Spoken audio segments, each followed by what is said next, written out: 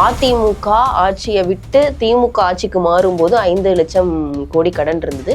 இப்போ திமுக மட்டுமே 5 லட்சம் கோடி கடன் வாங்கியிருக்குது. இதுல பாத்தீங்கன்னா கடன் வாங்குறது எதுக்கு வாங்கினாங்க, என்ன பண்ணாங்கிறத நான் மக்கள் முன் கேள்வியா வைக்கிறேன். தொழில் முதலீடுங்கிறது வேற, அதுக்கு இதுக்கு சம்பந்தமே கிடையாதுங்கிறது தான் உண்மை. 1.84 லட்சம் கோடிகள் 2025-26 நிதிநிலை ஆண்டுல அவங்க வாங்கியிருக்காங்க. புரியுதுங்களா? அதுல இவங்க முதலீடு பண்ணதுன்னு பாத்தீங்கன்னா 51,443 கோடி ரூபாய்க்கு தான் மூலதனம் செஞ்சிருக்காங்க. அப்ப மீதி இருக்கிற 1.33 லட்சம் கோடிகள் எங்க போச்சு? ஏதாவது ஒரு பேரை ஒரு கேட்சிங்கா ஒரு கவர்ச்சிகரமான ஒரு பெயரை வச்சுட்டு அந்த திட்டத்துக்கு இவ்வளவு செலவு பண்ணியிருக்கோம், இந்த திட்டத்துக்கு இவ்வளவு செலவு பண்ணியிருக்கோம் அப்படின்னு பண்றாங்களே, சொல்லியிருக்காங்களே தவிர அந்த திட்டங்கள் உரிய முறையில் செயல்பட்டதான்னு பார்த்தாங்கன்னா ஜீரோ.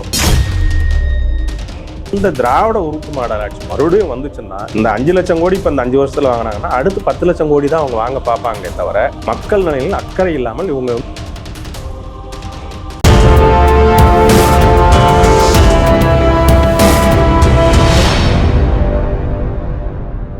யூதமிழ் நேயர்களுக்கு வணக்கம். நான் உங்கள் பிருந்தா சங்கர். இன்று நம்மோடு சிறப்பு விருந்தினராக இணைந்திருப்பது அதிமுகவை சேர்ந்த வழக்கறிஞர் வையை ஆனந்த் அவர்கள். வணக்கம் சார். வணக்கம். இப்போ சட்டப்பேரவையில போய்கிட்டு இருக்க இந்த நிதி, அது குறித்து தான் இப்போ பலரும் பல இடத்துல விவாதித்துட்டு இருக்கோம் சார். இப்போ அந்த வகையில பாத்தீங்க அப்படின்னா இப்போ திமுக ஆட்சிக்கு பொறுப்பேற்றதுக்கு பின்பு மட்டும் 5 லட்சம் கோடி கடன் வாங்கியிருக்காங்க அப்படின்னு சொல்லியிருக்காங்க. இப்ப நிதியமைச்சர் தங்கம் தென்னரசு அவர்கள் சொல்லியிருக்காங்க 10.6 லட்சம் கோடி தமிழ்நாட்டுடைய கடனா இப்போ இருக்கு அப்படின்னு சொல்லியிருக்காங்க. அதிமுக ஆட்சியை விட்டு திமுக ஆட்சிக்கு மாறும்போது 5 லட்சம் கோடி கடன் இருந்தது. இப்போ திமுக மட்டுமே 5 லட்சம் கோடி கடன் வாங்கியிருக்குது அப்படின்றது இப்ப அவரே சொல்லாம சொல்லிட்டாப்ல. இப்போ இந்த இதை எப்படி அவங்க சரி செய்ய போறாங்க அப்படின்ற ஒரு கேள்வி இருக்கு சார். சரி செய்ய முடியுமா? முதல்ல அதாவது இதுல பாத்தீங்கன்னா தமிழ்நாடுன்னு ஒரு அரசு உருவானதுக்கப்புறம், தமிழ்நாடு அரசுன்னு சொல்லிட்டு உருவானதுக்கப்புறம் 2021 வரைக்குமே தமிழக அரசின் மொத்த கடனே 5 லட்சம் கோடிக்குள்ள தான் இருந்தது. இவங்க 2021 ஆட்சிக்கு வந்ததுக்கப்புறம் இந்த 5 ஆண்டுகளில் பார்த்தீங்கன்னா இவங்க கிட்டத்தட்ட 5 லட்சம் கோடிக்கு மேலே கடனை வாங்கியிருக்காங்கிறத நம்ம அதில் பார்க்கணும். ஏன்னா இத்தனை வருஷம் சேர்த்தே மொத்தம் 5 லட்சம் தான். ஆனால் இவங்க இந்த 5 ஆண்டுகளிலே பார்த்தீங்கன்னா 5 லட்சம் கோடிக்கு மேலே கடன் வாங்கியிருக்காங்கிறது நேற்று பட்ஜெட் தாக்கலின் போல நம்ம தெரிஞ்சுக்கிட்டோம். இதில் பார்த்தீங்கன்னா கடன் வாங்குறது எதுக்கு வாங்கினாங்க, என்ன பண்ணாங்கிறத நான் மக்கள் முன் கேள்வியாக வைக்கிறேன்.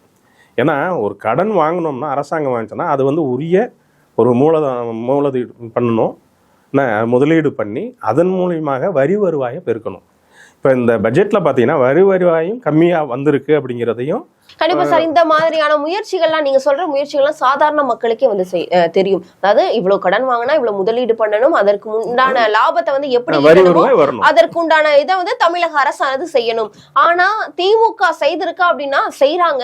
அதாவது பல நிறுவனங்களுடன் ஒப்பந்தங்கள் போடுறாங்களே தவிர அதன் மூலியமா என்ன வருவாய் வந்திருக்கு அப்படின்னா இன்ன வரையுமே அதற்கு கொடுக்கல. அதாவது முதலீடை ஈர்க்கிறோன்னு சொல்றது வெளிநாட்டு கம்பெனிகள். இங்க இருக்க கம்பெனிகள் அவங்க முதலீடு பண்ணுறது, ஒரு தொழிலில் தொடங்குறப்ப அதில் முதலீடு பண்ணி அதில் வர வருமானம். அதுலேயும் இவங்க என்ன சொல்கிறாங்க, நாங்கள் கிட்டத்தட்ட 20 லட்சம் கோடி 10 லட்சம் கோடி முதலீடை ஈர்த்திருக்கோங்கிறாங்க. அதுவும் ஒரு பொய்யான ஒரு தகவலை தான் அவங்க சொல்லிட்டு இருக்காங்க திரும்ப. இந்த 5 லட்சம் கோடிங்கிறது அதுக்கு இதுக்கு சம்மந்தமே கிடையாது. இது தமிழ்நாடு அரசு இந்த திராவிட உருட்டு மாடல் அரசு இவங்க பல இதில் கடன் வாங்கியிருக்காங்க. உலக வங்கியில் பல நாடுகள்ல இந்த மாதிரி தொடர்ந்து இந்த 5 ஆண்டுகள்ல 5 லட்சம் கோடி வாங்கியிருக்காங்கிறதான் உண்மை. அது தொழில் முதலீடுங்கிறது வேற, அதுக்கு இதுக்கு சம்பந்தமே கிடையாதுங்கிறது தான் உண்மை. புரியுதுங்களா? இப்போ கூட பார்த்தீங்கன்னா 2025-26 இதில் பார்த்தீங்கன்னா தமிழ்நாடு அரசு வாங்கினது பார்த்தீங்கன்னா கடன் எவ்வளோன்னு பார்த்தீங்கன்னா, அதாவது எத்தனை வாங்கியிருக்காங்க அப்படின்னு பார்த்தீங்கன்னா 1.84 லட்சம் கோடிகள் 2025-26 நிதிநிலை ஆண்டில் அவங்க வாங்கியிருக்காங்க. புரியுதுங்களா? அதில் இவங்க முதலீடு பண்ணதுன்னு பார்த்தீங்கன்னா, மூலதனம் பண்ணதுன்னு பார்த்தீங்கன்னா 1.84 லட்சம் கோடிகள் வாங்கியிருக்காங்க. மூலதனம் பார்த்தீங்கன்னா 51,443 கோடி ரூபாய்க்கு தான் மூலதனம் செஞ்சுருக்காங்க. அப்போ மீதி இருக்கிற 1.33 லட்சம் கோடிகள் எங்கே போச்சு? ஸோ இவங்க வந்து பல அயல்நாட்டு வங்கிகளில் உலக வங்கிகளில் வந்து கடன் வாங்குறாங்க. அந்த கடனை வந்து உரிய முதலீடு பண்ணாங்களா அப்படின்னு நான் கிடையவே கிடையாது. அந்த பணம் எங்கே போச்சுங்கிறத கேட்குறேன். இவங்க பாக்கெட்டுக்கு போயிடுச்சா அப்படிங்கிறத நான் கேட்குறேன். புரியுதுங்களா? அதனால் கடனை வாங்குறது தப்பு இல்லை. கடனை வாங்கி அதுக்குரிய மூலதனம் பண்ணணும், முதலீடு பண்ணணும், ஒரு நல்ல ஒரு கட்டமைப்பை உருவாக்கணும் அப்படிங்கிறத நம்ம பார்க்குறோம். இவ்வளோ கடனை வாங்கியிருக்காங்க. இவங்க வந்ததுக்கப்புறம் எத்தனை சாலைகள் அமைத்திருக்கிறார்கள், என்ன எத்தனை வந்து பாலங்கள் கட்டியிருக்கிறாங்க, இல்லை அணைகள் கட்டியிருக்கிறாங்களா? புரியுதுங்களா? இந்த மாதிரி எல்லாம் எடுத்து பார்த்தீங்கன்னா எல்லாமே சைபர். ஒரு நல்ல ஒரு கட்டமைப்பு இருக்கா பார்த்தீங்கன்னா இன்றைக்கி வந்து கல்லூரிகள்லாம் பல அரசு கல்லூரிகள்லாம் வந்து ரொம்ப பரிதாப நிலைக்கு இருக்குது. அதே மாதிரி அரசு பள்ளிக்கூடங்கள்லாம் வந்து சரியான ஒரு கட்டடம் இல்லாமல் கூரையெல்லாம் பேர்ந்து விழுகிற அளவுக்கு தான் இருக்குது. அப்போ அந்த பணம் எங்கே போச்சு அப்படின்னு தான் நம்ம பார்க்கணும். கடனை வாங்கி வாங்கி வாங்கி இவங்க வந்து சுருட்டியிருக்காங்க அப்படிங்கிறதான் உண்மை. அதனால தமிழகம் இன்னைக்கு இந்த அவல நிலைக்கு இருக்கு அப்படிங்கிறதா உண்மை. கண்டிப்பா சார். இதற்கு அப்புறம் வரக்கூடிய ஆட்சி, அதாவது எந்த ஆட்சியா இருந்தாலும், அது திமுக இருந்தாலும் சரி, அதிமுக இருந்தாலும் சரி, மற்றபடி இருக்கக்கூடிய மற்ற கட்சிகள் ஆட்சிக்கு வந்தாலும் சரி, இதை எப்படி சரி செய்ய போறாங்க அப்படின்றது மிகப்பெரிய ஒரு கேள்விக்குறியா இருக்கு சார். இதை சரி செய்ய முடியுமா? ஒருவேளை திமுகவே மறுபடியும் ஆட்சி அமைத்தால் இந்த கடன்களை எப்படி சரி செய்ய போறாங்க? இல்லைன்னா மேலும் கடன் வாங்க தான் செய்வாங்களா? வாங்குறதற்கு கடன் கொடுக்கறதுக்கு தயாரா இருக்கா மத்தியில் இருக்கக்கூடிய அரசு? மத்தியில் இருக்கக்கூடிய அரசு கிடையாது கடன்றது. இவங்க வந்து மத்திய அரசு அனுமதியோட வந்து உலக வங்கியில் வாங்குறாங்க. அதுவும் வந்து ஒரு சர்டன் லிமிட் தான் இருக்குது. அதுக்கு மேலே போனால் வந்து வாங்க முடியாது அப்படின்னா அந்த நிலைக்கு அந்த பார்டருக்கு வந்து கொண்டு வந்து அவங்க விட்டுட்டாங்கங்கிறதான் உண்மை.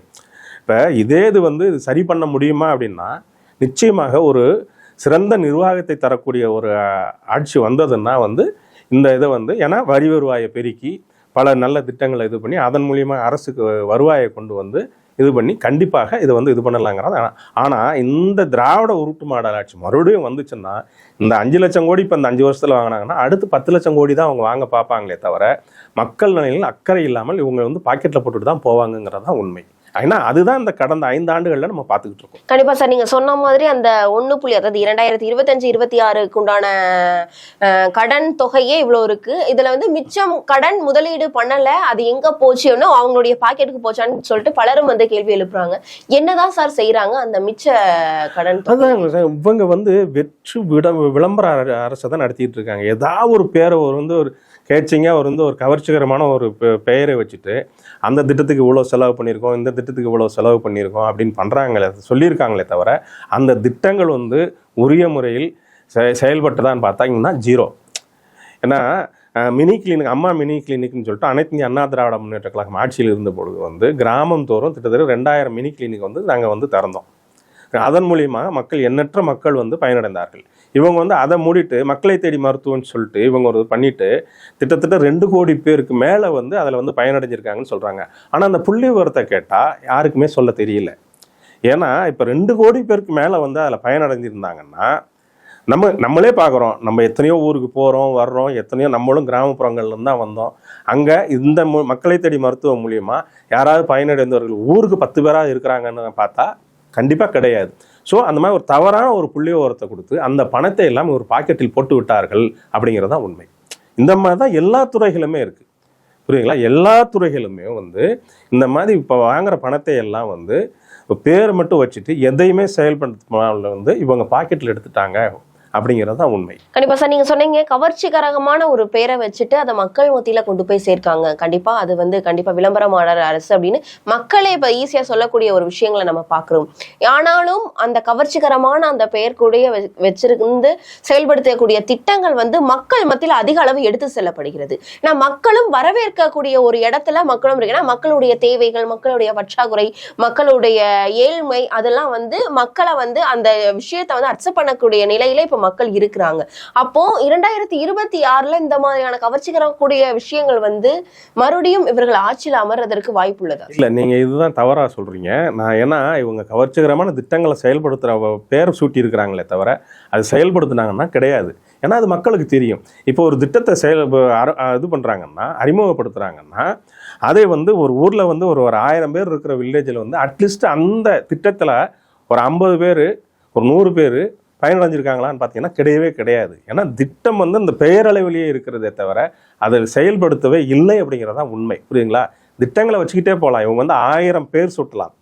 ஆனால் பேர் வச்சே சோறு வச்சியாங்கிற மாதிரி இவங்க எதையுமே செயல்படுத்தவில்லைங்கிறது தான் நிதர்சனமான உண்மை. புரியுதுங்களா? அதனால் மக்களுக்கு தெரியும். இப்போ நான் என்ன சொல்கிறேன்னா, இப்போ பெண்களுக்கு முதல் என்ன சொன்னாங்க, ஆட்சிக்கு வரக்கு முன்னாடி அனைத்து அட்டைதாரர்களுக்கும் வந்து 1000 ரூபாய்ன்னு சொன்னாங்க. கொடுத்தாங்களா? கிடையாது.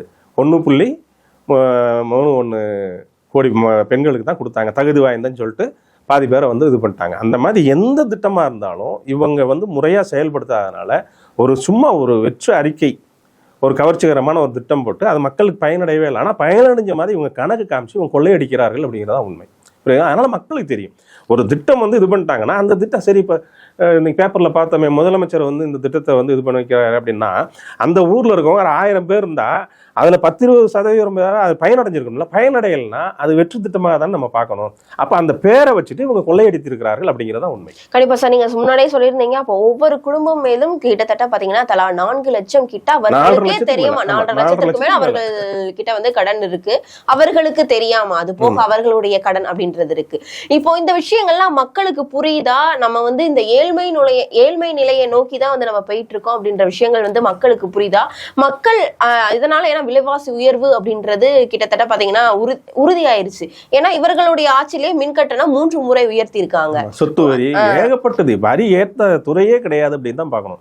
ஏன்னா இவங்க என்ன பெருமையா பேசிக்கிறாங்க, நாங்க மகளிர் உரிமை தெரிஞ்சில் 1000 ரூபாய் கொடுத்தோம், இலவச பஸ் பேருந்து கொடுக்க, கட்டணம் இல்லாத பேருந்துன்னு சொல்லிட்டு இவங்க சொல்லிட்டு இருக்காங்களே தவிர, அந்த 1000 ரூபாய் இவங்க கொடுத்து விட்டு என்ன மின்சார கட்டணம் நீங்கள் கூறியது போல 3 முறை ஏற்றிட்டாங்க. சொத்து வரி, குடிநீர் வரி, அந்த வரி, இந்த வரி, எல்லா வரியுமே ஏற்றியாச்சு. ஒரு 1000 ரூபா கொடுத்துட்டு, அதாவது மொத்தம் 34,000 ரூபா கொடுத்துட்டு இவங்க வந்து 3-4 லட்சம் கூடிய விலைவாசியை உயர்த்தி மக்களிடமிருந்து பிடுங்கி இருக்கிறார்கள் அப்படின்னு தான். 34,000 ரூபா கொடுத்துட்டு மகளிர் இதுன்னு சொல்லிட்டு கொடுத்துட்டு இவங்க திட்டம் 3-4 லட்சம் வந்து ஒவ்வொரு மக்களிடம் வந்து இவங்க வந்து பிடுங்கி இருக்கிறாங்க, வரி மூலியமாக பிடுங்கி இருக்கிறார்கள் அப்படிங்கிறதா நிதர்சனமான. கண்டிப்பா சார், இதெல்லாம் மக்களுக்கு புரியுதா? மக்கள் வந்து இதற்கான தண்டனை, இதற்கான பாடத்தை வந்து திமுக அரசிற்கு வந்து புகட்டுவார்களா 2026? கண்டிப்பா கண்டிப்பா. ஏன்னா இப்ப நம்ம சமூக வலைதளங்கள் பாக்குறோம், எண்ணற்ற பெண்கள் வந்து இன்னைக்கு சமூக வலைதளங்களை அவங்க அப்பா வீட்டு காசா கொடுக்குறாரு, ஆனா 1000 ரூபாய் கொடுத்துட்டு இவ்வளவு சொத்து வரி உயர்த்திட்டாரு, மின்சார கட்டணம் உயர்ந்திருக்கு, பால் விலை உயர்ந்திருக்கு அப்படின்னு சொல்லிட்டு எல்லா தாய்மார்கள் வந்து பாக்குறோம், எல்லாம் பேசுறதெல்லாம் பார்த்துக்கிட்டு தானே இருக்கோம். அதனால மக்களுக்கு புரியுது. இன்னொன்று பார்த்தீங்கன்னா, இவங்க வெற்று விளம்பரம் தான் வந்து இன்னைக்கு கூட பார்த்தீங்கன்னா தொடர்ந்து இப்போ பார்த்தீங்கன்னா செய்தித்தாள்களில் பார்த்தீங்கன்னா முன்னாடி பக்கமும் பின்னாடி பக்கமும் ஒரு பேஜுக்கு ஃபுல்லாக வந்து விளம்பரம் கொடுக்குறாங்க. அந்த விளம்பரத்துக்கே இந்த அரசு எவ்வளோ செலவு செய்யுது, புரியுதுங்களா? அதாவது வெற்று விளம்பரத்துக்கு பல கோடிகளை வந்து இந்த திராவிட உருட்டு மாடல் ஆட்சி விரயம் செய்து கொண்டு இருக்கிறதுங்கிறது தான் உண்மை. ஏன்னா இப்போ பார்த்தீங்கன்னா இப்போ இளைஞர்கள் எல்லாருமே கையில் செல்ஃபோன் வச்சுருக்கோம். இப்போ போய் உடனே சாட் ஜிபியோ இல்லை கூகுளில் போய் பார்த்தீங்கன்னா அந்த செயல் திட்டம் எவ்வளோ இதில் இருக்குது, எவ்வளோ பண்ணியிருக்காங்கன்னா அதில் 0. புரியுதா? அதனால் இந்த அரசு வந்து மக்கள் விரோத போக்கை தான் இந்த கடந்த 5 ஆண்டுகளில் வந்து நடத்தி இருக்குங்கிறது தான் உண்மை. அதனால 2026 எலெக்ஷன்ல வந்து மக்கள் மிக தெளிவாக இருக்கிறார்கள். இந்த அவல ஆட்சியை தூக்கி எறிவது வந்து உறுதி அப்படிங்கிறது. ஏன்னா மக்கள் தொடர்ந்து வந்து அதிமுக 2 முறை வந்து தொடர்ந்து ஆட்சியில் அமர்ந்ததற்கு பின் மாற்று அப்படின்னு நினைக்கக்கூடியவர்களை வந்து திமுக தான் மக்கள் இப்ப வரைக்குமே ஒரு தேர்ந்தெடுக்கக்கூடிய ஒரு மைண்ட் செட்ல இருக்காங்க. ஏன்னா மறுபடியும் அதை வந்து தேர்ந்தெடுக்க கூடாது. ஏன்னா ஒரு முறை அவர்கள் ஆட்சிக்கு அமர்த்திட்டு அப்புறம் 10 முறை வந்து 10 ஆண்டுகள் வந்து வேற ஒரு ஆட்சி, அதாவது அதிமுக ஆட்சியை வந்து வழக்கமா தேர்ந்தெடுக்கிறது தான் மக்களுடைய இப்ப வரைக்கும் ஒரு சராசரியான ஒரு நிலையா இருக்கு. இது மீண்டும் வந்து 2026 நடக்குமா? கண்டிப்பாக கண்டிப்பாக நடக்கும். ஏன்னா திமுக வந்து கட்சி தொடங்கியதிலிருந்தே இன்றைக்கு வரைக்கும் தொடர்ந்து 2 முறை ஆட்சி, தொடர்ந்து 1962 அப்போ வந்து ஆட்சி அமைச்சாங்க. அதற்கு பின்பு அதாவது எம்ஜிஆர் அவர்கள் தலையெடுத்ததற்கு பின்பு தான் அதாவது அனைத்து இந்திய அண்ணா திராவிட முன்னேற்ற கழகம் ஒரு கட்சி உருவான பின்பு தொடர்ந்து வந்து திமுக வந்து 2 முறை ஆட்சி கட்டில அமர்ந்த வரலாறே கிடையாது அப்படிங்கிறத நம்ம பார்க்குறோம். ஆனால் அதே மாதிரி மறுபக்கம் எடுத்துக்கிட்டா அனைத்து இந்திய அண்ணா திராவிட முன்னேற்ற கழகம் வந்து புரட்சித் தலைவர் இருக்கிறபோது சரி, இப்போ சென்ற 2011 21 தொடர்ந்து வந்து 2 முறை 3 முறையெல்லாம் நாங்கள் ஆட்சி கட்டிலில் இருந்திருக்கிறது. அதே மாதிரி பார்த்தீங்கன்னா இந்த தொடர்ந்து எப்பயுமே இல்லாத அளவுக்கு திராவிட முன்னேற்ற கழக ஆட்சியிலே மிக மோசமான ஒரு ஆட்சி நிர்வாகம்னா திரு ஸ்டாலின் அவர்களின் தலைமையில் இருக்கிற இன்றைய இந்த அவல ஆட்சியை தான் நம்ம சொல்லணும். ஏன்னா மக்கள் வந்து அவ்வளோ துன்பங்களுக்கு ஆட்பட்டு நீங்கள் பார்த்தீங்கன்னா எண்ணற்ற துறையை சார்ந்தவர்கள் வந்து டெய்லி வந்து போராட்டம் அப்படி நடத்திக்கிட்டே இருக்காங்க. இன்னைக்கு கூட பார்த்தீங்கன்னா 10 இடத்துல போராட்டம் நடந்துகிட்டு இருக்கு. விவசாயிகளை வந்து இவங்க வந்து பாராமுகமாக தான் இருக்கிறார்கள். அந்த மாதிரி மாணவர்கள் பார்த்தீங்கன்னா நான் அனைத்து இந்திய அண்ணா திராவிட முன்னேற்ற கழகம் வந்து பள்ளி மாணவர்களுக்கு 11வது 12வது படிக்கிற மாணவர்களுக்கு மடிக்கணினி வழங்கணும். ஏன்னா நாளைக்கு கல்லூரிக்கு போகிறப்ப அவங்களுக்கு வந்து ஒரு பேருதவியாக இருக்கும்னு சொல்லிட்டு இவங்க வந்து 5 வருஷத்தில் எதுவுமே பண்ணாமல் இப்போ 2026 பொதுத் தேர்தலை மனதில் கொண்டு ஏன்னா கல்லூரியில் படிக்கின்ற மாணவர்களுக்கு அதுவும் வந்து இறுதி ஆண்டு படிக்கிற மாணவர்களுக்கு வந்து மடிக்கணினி வழங்கினாங்க. சரிங்களா? ஏன்னா அவங்களுக்கு வாக்குரிமை இருக்குது அப்படிங்கிறக்காக அதுவும் வந்து ஃபெயிலியர்.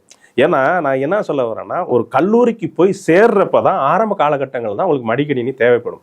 இப்போ கல்லூரியை விட்டு வெளியே போகிறாங்க, முடிச்சுட்டு வெளியே போகிறவங்களுக்கு ஏற்கனவே அவங்க வந்து மடிக்கணினி அவங்க காசு கொடுத்து வாங்கியிருப்பாங்க, அதெல்லாம் பயன்பாட்டில் வச்சுருப்பாங்க. இப்போ வந்து வீணாக அரசு பணத்தை வீணடித்திருக்கிறார்கள் தான் உண்மை.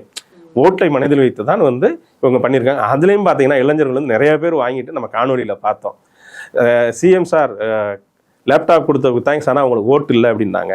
நிறைய பேர் அந்த மடிக்கணினி மேலே இருந்த இவர் படத்தையும் அவங்களோட தந்தையார் படத்தையும் அழிச்சிட்டு ஸ்டிக்கர் ஓட்டினதெல்லாம் பார்த்தோம். இப்போ இன்னொரு ரொம்ப மோசமாக பார்த்தீங்கன்னா சமூக வலைதளங்கள் மூலமாக வந்து ஆன்லைன் இதில் வந்து அந்த மடிக்கணினியை வாங்கிய மாணவர்கள் விற்று கொண்டு இருக்கிறார்கள். அப்போ இவங்க திட்டங்கள் எதுவுமே முறையாக இவங்க வந்து செயல்படுத்தலை அப்படிங்கிறதா உண்மை. இவங்களோட நோக்கம் என்னன்னா எப்பயுமே ஓட்டரசியலுக்காக தான் இவர்கள் வந்து இந்த மாதிரி கவர்ச்சியான திட்டங்களை அறிவிக்கிறார்கள், செயல்படுத்துகிறார்கள் தான் உண்மை. இது வந்து மக்கள் புரிந்து கொண்டார்கள். அதனால இந்த அவல ஆட்சி கண்டிப்பாக தூக்கி எறியப்படும் அப்படிங்கிறது உண்மை. கண்டிப்பா நீங்க சொல்ற மாதிரி இந்த அவல ஆட்சி தூக்கி எறியப்படுதா அப்படின்றத நம்ம பொறுத்திருந்து தான் பார்க்கணும். ஏன்னா 2026 சட்டமன்ற தேர்தலுக்கு இன்னும் குறுகிய கால இடைவெளி தான் இருக்கு.